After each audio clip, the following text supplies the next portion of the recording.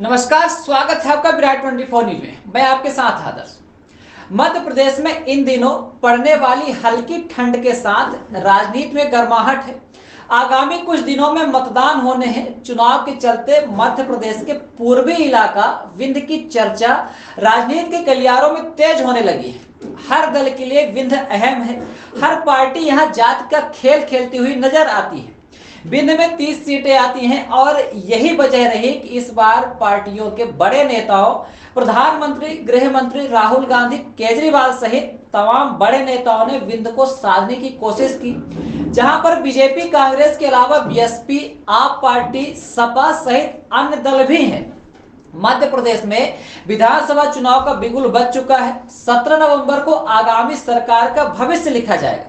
प्रदेश की राजनीति में विंध्य का इलाका अलग ही मिजाज रखता है।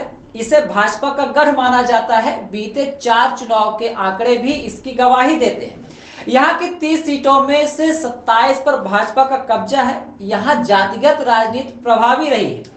इस इलाके में ब्राह्मण, आदिवासियों वोटर का वर्चस्व है, तो वहीं ओबीसी वर्ग भी सियासत पलटने का मादा रखता है। हालांकि इस बार भाजपा के सामने गढ़ बचाने की चुनौतियां भरपूर हैं, जबकि इस बार विंध्य की राजनीति पर केंद्रित मैहर निवर्तमान विधायक नारायण त्रिपाठी द्वारा विंध्य जनता पार्टी का गठन किया गया और उम्मीदवार भी मैदान में है। कभी कांग्रेस का किला रहा मध्य प्रदेश का पूर्वी इलाका विंध्य अब भाजपा की पावर पॉलिटिक्स का सेंटर बन गया है।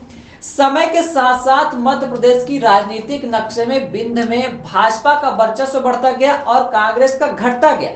यहाँ बीएसपी का वोट बैंक भी चुनाव दर चुनाव बढ़ता गया। यहाँ भाजपा की विजय रथ की रफ्तार तेजी से बढ़ी। पिछले चुनाव में बीजेपी ने 30 में से 27 सीटें जीती। पिछली जीत से उत्साहित भाजपा को मात देने के लिए विपक्षी पार्टियों कांग्रेस, बीएसपी, आप ने पैर पसारना शुरू कर दिया है। आप पार्टी की भी इलाके में बढ़ती सक्रियता और 2023 में भले ही आप पार्टी के लिए चुनावी परिणाम कुछ भी हो, लेकिन अन्य दलों को सोचने पर मजबूर कर दिया है। छोटे दल भाजपा और कांग्रेस का चुनावी गणित बिगाड़ रहे हैं। बीएसपी और आप की बढ़ती सक्रियता भाजपा और कांग्रेस की जीत की राह में बाधा बन सकते हैं। कांग्रेस ने विंध्य में 2008 में 2, 2003 में 4 और 2013 में 12 सीटें जीती थी। रीवा में भाजपा और कांग्रेस दोनों ही पार्टियों के भीतर गुटबाजी की खबरें खूब निकल कर आती हैं। इस बार के चुनाव में तो बागियों की झड़ी ही लग गई। जहां सीधी बीजेपी से विधायक रहे केदारनाथ शुक्ला को टिकट न मिलने पर बागी होकर निर्दलीय मैदान में है, जिससे खतरा बीजेपी को ही है और हो सकता है कि बीजेपी को एक सीट का नुकसान भी हो। जबकि कांग्रेस अपने जीत के लिए त्रिकोणीय मुकाबले में फंसी हुई है। बीजेपी में एक और बड़ी बगावत हुई, जिसमें लगातार विंध्य प्रदेश के पुनर्गठन की मांग का झंडा लिए मैहर विधायक नारायण त्रिपाठी ने अपनी पार्टी ही बना डाली और विंध्य जनता पार्टी से धड़ाधड़ उम्मीदवारों की घोषणा कर दी।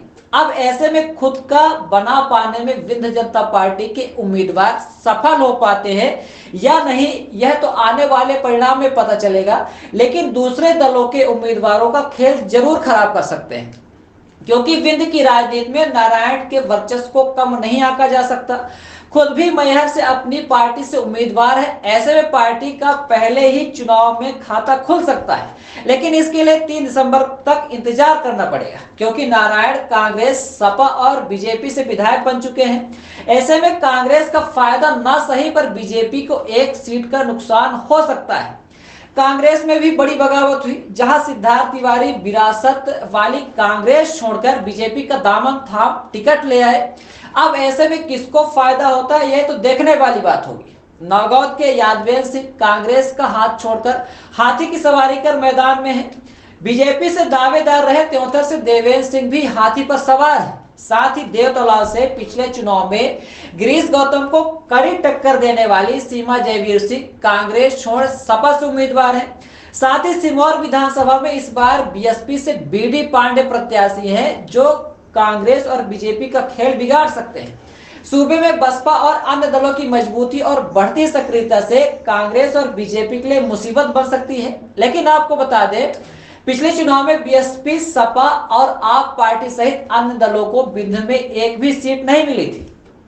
इस तरह से विंध्य की राजनीति में त्रिकोणीय मुकाबले का संघर्ष देखा जा रहा है, जहां भाजपा और कांग्रेस के बीच अन्य दल भी आ रहे हैं और बागियों ने तो भाजपा और कांग्रेस की मुसीबतें बढ़ा दी हैं। जहां पर सबसे बड़ी सीट सीधी विधानसभा, जहां से केदारनाथ शुक्ला निर्दलीय मैदान में है, और मैहर विधानसभा सीट से नारायण त्रिपाठी अपनी नई पार्टी विंध्य जनता पार्टी से मैदान में है। अब ऐसे में विंध्य की राजनीति में कितना किस पार्टी को लाभ मिल पाता है, यह तो 3 दिसंबर के चुनावी परिणाम में ही पता चलेंगे।